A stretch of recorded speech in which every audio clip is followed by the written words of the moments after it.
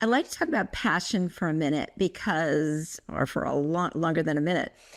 Passion, I've always told my kids, find something you're passionate about. I don't care what it is, just if you're passionate about it, you'll be happy.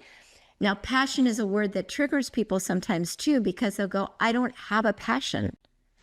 What am I supposed to do when I don't have a passion?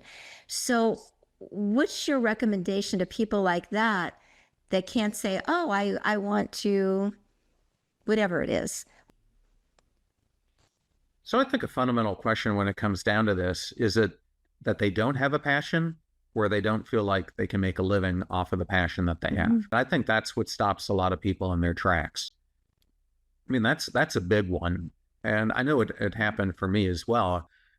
I and I don't want to say I'm the first person who said this because Joe Rogan did a good spot on this, but we end up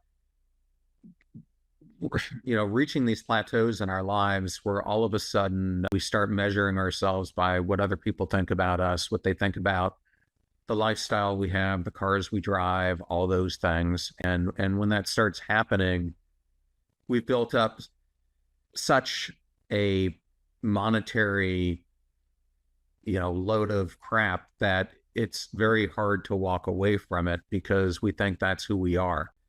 And so oftentimes this passion that you have comes up, but you don't feel like you can live your passion. And so people put it on the side burner for forever.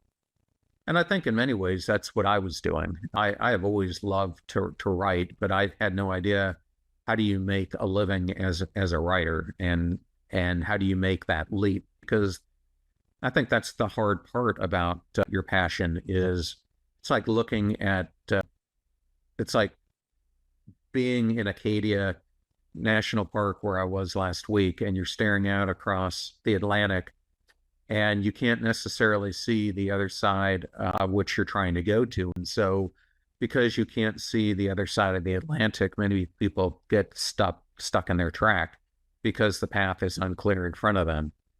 But to me, the whole thing about your passion is that this is where you need to start experimenting with things.